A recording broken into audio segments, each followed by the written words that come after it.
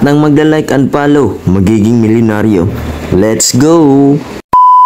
Yo, what's up mga part? Welcome back sa ating vlogs. For today's video mga part, ay may gagawin na naman tayo dito sa ating project Smash 115. So kita nyo naman yung una natin ginawa, napakakintab, parang tinira ng spray gun. So ito mga part, yung ginawa natin lastly, lininisan natin yan lahat, yung harness na, yung mga winker, lahat ng mga parts niya na inner, nilinisan natin yan lahat.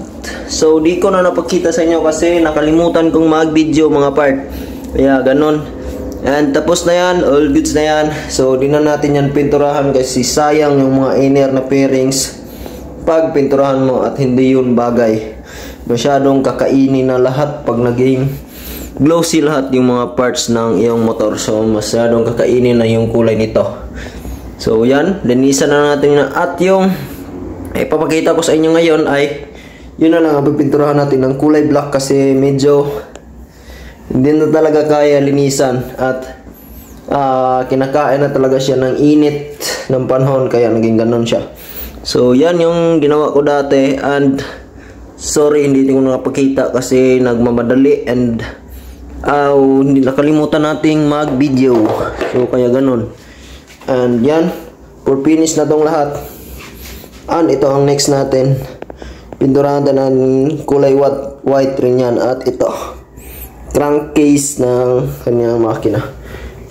So ipapakita ko na sa inyo yung ating gagawin ngayon. Ito, hindi na ito gagamitin lahat.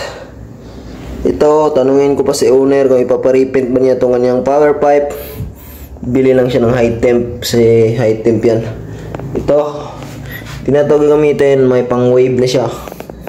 Iwan ko lang kung magpalit ba siya ng rims or hindi. So wag na natin patagalin yan mga part. Pagkita ko na sa inyo yung kung ano ang gagawin natin ngayon. So tara mga part, puntahan natin. Let's go. So ito ang gagawin natin ngayon mga part. Kita nyo naman yung inner niya dito sa bandang U-box. Medyo nagputi-puti na kasi dahil yan sa init ng panahon, nabibilad yung motor, kaya naging ganyan. Buti na lang hindi nagbitak-bitak tong part na to, kasi kung di nagbitak to, palit bago talaga to. At ito rin yung kanyang batok, di na talaga kayang linisan lang, so kailangan talagang i-repaint to. And pinapinturahan na rin to ni owner dati ng kulay black, kaya medyo nagkaproblema tayo ng konti. Binakbak pa natin yung mga unang pintura kasi dahil sa init ng panahon, masyado na siyang parang naging clay na siya tignan, kaya binakbak talaga natin ang binakbak. At itong new box na to, hindi ko na sana to pinturahan, kaso ito yung new box ni Abilina dati, yung kulay silver. So yung new box kasi ni owner, bali yung dito niya banda dyan, kaya sabi ko sa niya kailangan palitan. If gusto niyang magalis, binta ko na lang to sa kanya.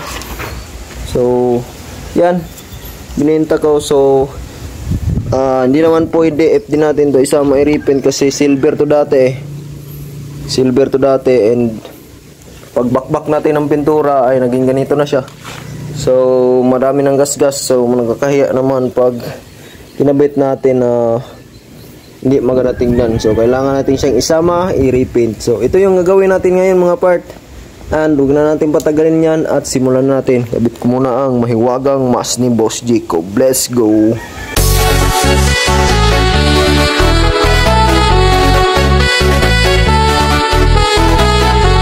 So bago ko yung tapusin mga part, so may mapakilala muna ako sa inyo ng game. So ito ang PH Pasay. So click lang natin yan mga part. So yan yung loob. So papakita ko sa inyo kung paano ito laruin. Tara, let's go! So ito yung laman ng PH Pasay mga part. So yan, may natira tayong balance dyan na 1.5 up. So ito yung mga laro, napakaraming laro dito. So pwede kang mamili dyan. Then ang pinakagusto kong laro is itong Gate of Olympus na may 1,000. So dalawa siya, itong may 1,000 yung pinaka-favorite ko. So open natin siya para makita natin. So ayun na siya, tapos na siya mag-loading. So i-press nyo lang to, yan yung introduction. Yan. Tapos try natin mag-bet.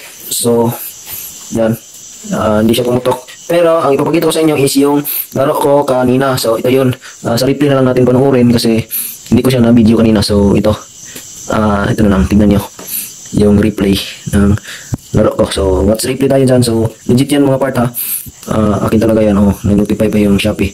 So, load muna natin siya mga part. So, yan na siya mga part. Nag-scatter. Actually, nag-buy spin tayo dyan. So, 400 pieces. So, nagluling pa siya. And then, yan na, yung simula. So, nag-times 25. Tapos, yan yung pinakagusto ko. Nag-times 1,000. And then, times 8 and times 5. So, goods na tayo dyan. Sabi ko, kahit hindi na to pumaldo. And then, kahit hindi na pumutok. So, goods na talaga tayo dito. So, antayin na lang natin siyang matapos. So, pwede natin siyang skip. So, yan, 6,850. Then, next, nag-times 20, hindi pumutok, sayang. Then, yan, hindi pumutok yan siguro. So, yan.